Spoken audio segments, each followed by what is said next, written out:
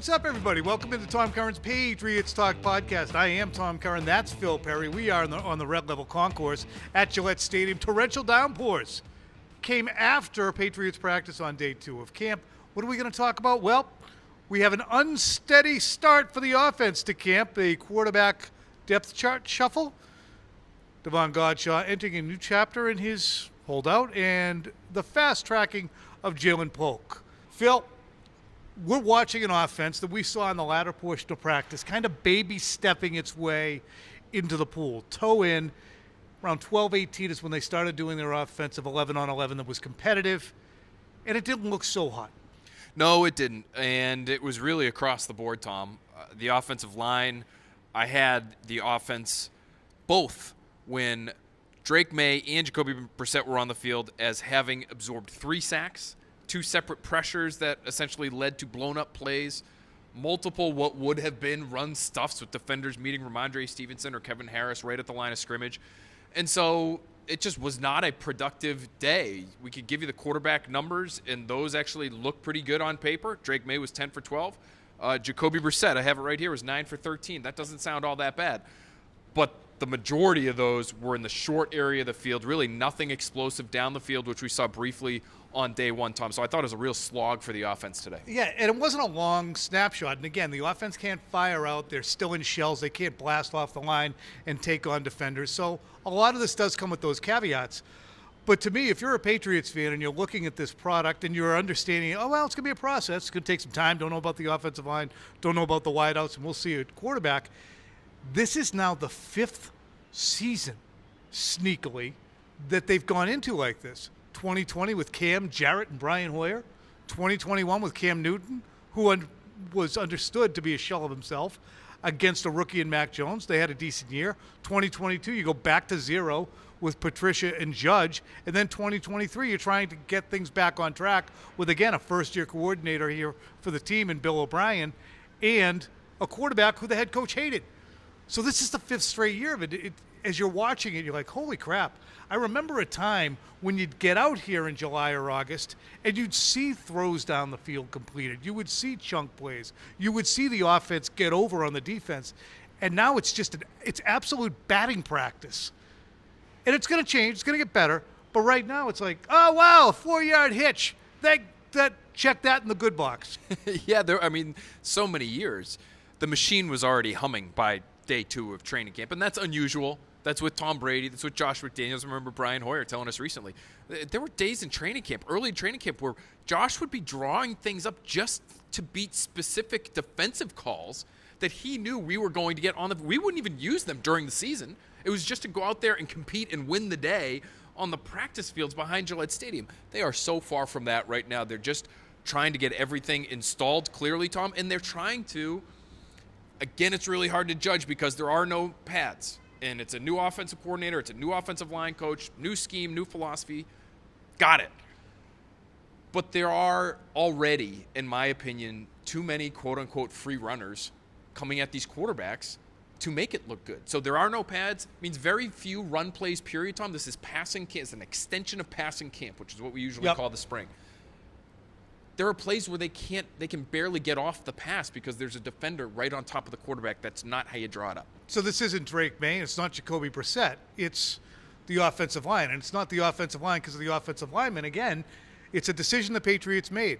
They weren't going to go after tackles in free agency. They were going to take a quarterback at the top of the draft with the 3rd pick instead of maybe trading down and trying to add offensive line. So this is the bed they chose. This is the bed they made. They are now sleeping in it. Hopefully it becomes more comfortable as we go. But one interesting outgrowth of today's practice was we saw that quarterback shuffle that I mentioned at the top, and that is Joe Milton taking 3rd reps as opposed to 4th reps. He is leapfrogging Bailey Zappi. Now, we all knew that was probably inevitable. But the bigger picture to me is, we talked about this in the offseason. What happens if Jacoby Brissett gets hurt? What happens if he has a high ankle sprain? Do you want to keep Bailey Zappi around for that? I think the conclusion I'm reaching, and they have probably long since reached, is, so what? Drake Maye plays. It wouldn't stun me if that's how they felt. I am making a note of the fact that Joe Milton has leapfrogged Bailey Zappi. Would it stun you if tomorrow Bailey Zappi No. gets as many reps as Joe Milton got today, and No, Milton especially was the since one he who was basically kicking rocks all over the place. taking the back seat. Bailey Zappi's body language was not great. You never know. We're watching from a long way with body language, though. In a vacuum, not awesome from Zappi. If that scenario pops up where Jacoby Brissett gets injured, I want to ask you this. We batted it around, I think, briefly on early edition before training camp actually began. Say you didn't necessarily want to play Drake Maye. Say the offensive line is bad enough that even if you think he's kind of ready, you don't want to throw him out there, and Jacoby Brissett does get banged up early in the season. If it's not Bailey Zappi, would you be interested in any of these names that I'm about to throw at you? Here we go. Who are still free agents. Bring 'em. And who all have some level of experience in an offense like this one. Not necessarily with Van Pelt, but with somebody from that Shanahan tree, under center, outside zone play action. Ryan Tannehill, who had the best year of his career with Arthur Smith in Tennessee in this type of offense. That's name number one. Name number two, Blaine Gabbert, who most recently was with Andy Reid, so a different kind of scheme, but has also been in that Tennessee system. I believe he was with Matt LaFleur when LaFleur was in Tennessee before Arthur Smith, thank you, took over the job there. The third name is Trevor Siemian, who played under, I believe it was Mike LaFleur in a similar scheme with the Jets, but also the Vikings and Gary Kubiak, who's sort of one of the godfathers of this thing. Any of those three names interest you over Bailey Zappi? Over Bailey Zappi, all do, because they're bigger, stronger arm players. And I don't even know if Trevor Siemian's got a weapon. I'm presuming it's better, though. But to me, Tannehill would be the best. I mean, Tannehill, you could actually entertain the idea that he would be equal to or comparable to Brissett in terms of putting him out there. I mean, he's got starting experience, very good athlete, good arms, strong, tough, can run, mature. He's not going to sit here and say, I thought it was my job. That's not going to happen with Tannehill. So I think he did that at his last job, but probably at this stage of his wait, career, he did might too, not. didn't he? Did he do it to Will Levis? I think so. Okay, he should be over it. Will Levis was not very good. It's a long time ago. It was last year. At least 6 months ago. Yeah. Water under the bridge. Yeah, any of the above. But I'd still say, you know what? Is Ryan Tannehill at 34 or 35 better than Drake Maye? Screw it. Nobody's coming to camp. Nobody's sitting in the stands. Get them out there. We need clicks. So I think that, I mean, we talk about it in the offseason. You say, boy, I hope that the entertainment factor of Drake Maye doesn't enter into the equation for the Patriots' decision-making. And you're saying that in a vacuum. And then when you look out here, it just... It's a factor. I mean, people aren't wearing Marcus Jones jerseys out here. They need something to get excited about. And people, well, you got to have Judon back. I mean, Judon, what is he, like the 104th most recognizable player in the league? Since 1993, the Patriots have had Drew Bledsoe or Bill Parcells or Bill Belichick. 2000 was kind of maybe a dip. But they had Ty Law at that point. They had some entertainment value to them. And in 2001, they had Bill Belichick, and they went out and they won a Super Bowl, and it's always been a draw. This team has been a draw. They are now in Scott Secules, Tommy Hodson, Love You Zoe, Mean It, Scott Zolak level, Marv Cook level, Vincent Brown level, 1991, 1992 Q rating. Okay, so Zoe got the people going, though. The finger guns. he was fun. He was a fun quarterback. There's absolutely no denying that. But all that said, the sooner Drake Maye gets on the field and plays capably, or even if he doesn't play capably, inspires some hope and gives people a draw, the better. Meanwhile, how did Drake Maye look? Because he had, when he came out on the field after Brissett for his 11-on-11 reps, the best throw of the day in 11-on-11s was a dart to Ja'Lynn Polk. Yeah, a little dig route to Ja'Lynn Polk, who has been getting a lot of work for 2 consecutive days now. But nice to see that rookie connection. That was something that was at least a little bit downfield, Tom. There was a lot of hitches to the outside. You know, just receivers stop short in front of the corner, get quote-unquote tackled immediately. A couple of underneath routes. Tyquan Thornton had a pretty busy day. Maybe we'll get to him a little bit later because you have at different times during Tyquan Thornton's career driven the Tyquan Thornton bus. But that was a nice throw from Drake Maye. Behind the driver. You were, maybe you weren't quite driving. You were backseat driving? No, I'm like, oh my God, look at that. That's good. Right behind the driver. Where are we going? How long till we get there? It was the Traveris Cadet bus that you were driving. Yes, that one you actually had the wheel. No, nice throw from him, but again, a lot of short throws. And so do you ding him for that because he's not pushing the ball down the field when yesterday we were giving him credit for being aggressive and for taking chances and for hitting on a couple of really nice throws?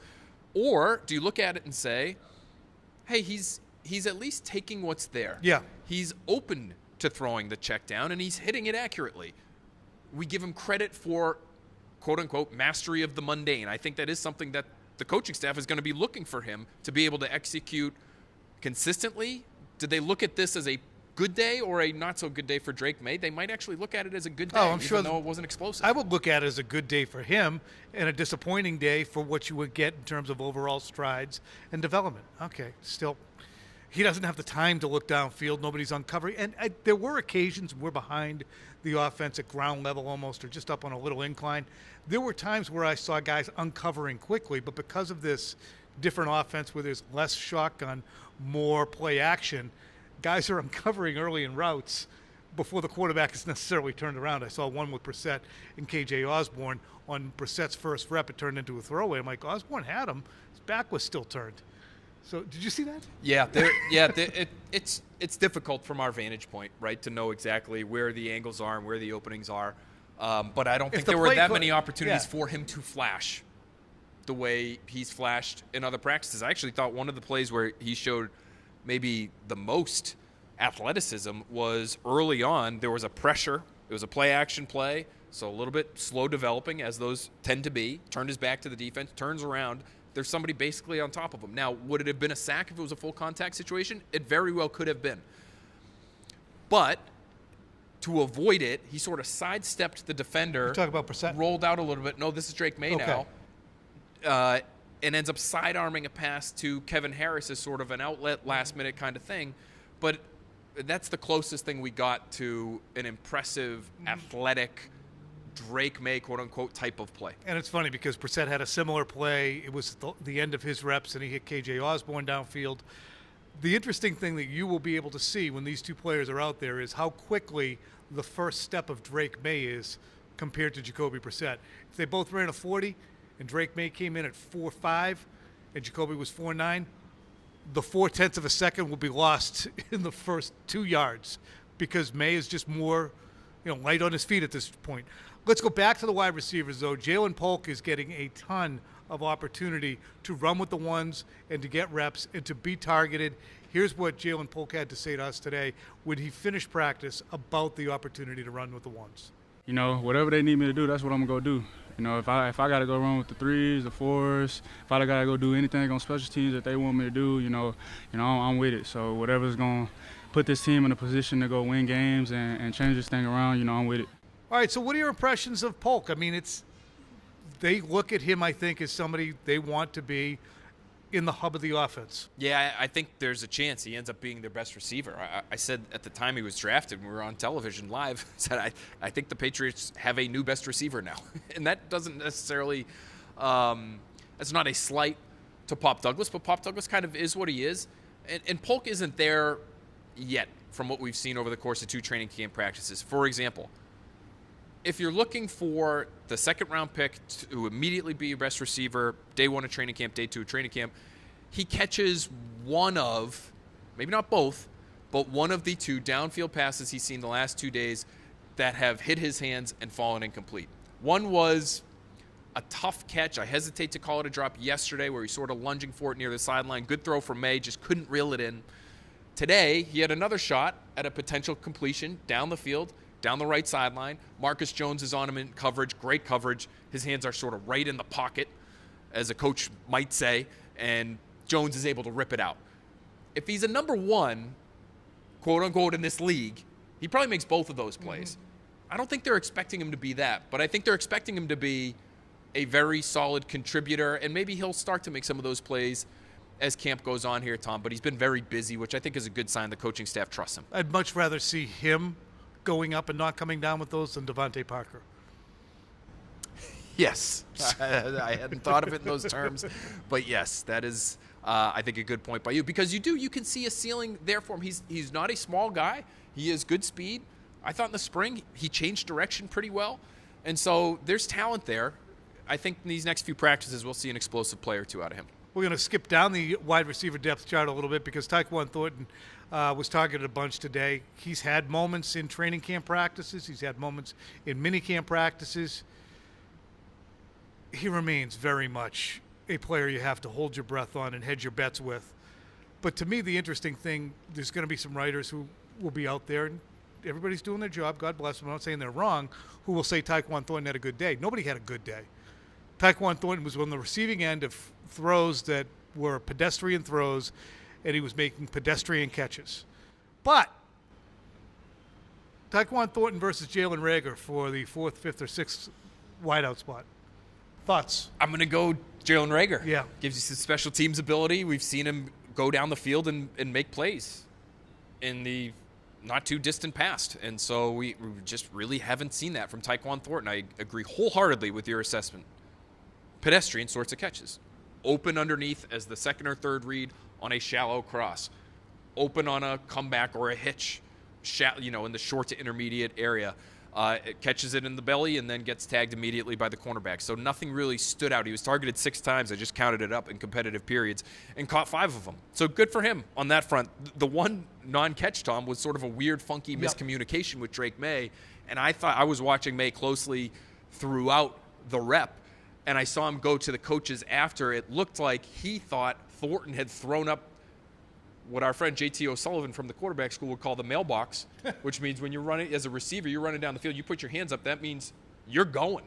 And so I wonder if he thought he saw that and completely misread it, or Thornton did it and then didn't follow through, but it was an incompletion by about 10 yards. It wasn't even close. Wasn't close. But, again, it shows a little bit of last year, too, where I wonder if the wide receiver coaching will be a little bit different. The Patriots did make a move. The Patriots Hall of Famer and good friend Torrey Brown moved out of the position of coaching the wideouts as the main guy. Tyquan Underwood and Tyler Hughes are your wide receiver coaches this year, but you can't have the miscommunications. And there were miscommunications frequently in that wide receiver room the last couple of years. Let's move on now to the absent on Thursday, Devon Godshaw. The defensive lineman was out there for the first practice of camp. We did not see him today. He's also miffed about his contract. He's entering the final year of it. He's 30 years old. He wants more dough than the about $8 million, $9 million he's about to make. He's down to make $8.3 million. And while Matthew Judon I can understand and be a little empathetic with Devon Godshaw, it really doesn't register to me a guy who's getting hosed. He got an extension in 2022, before he had even played his second season with the team.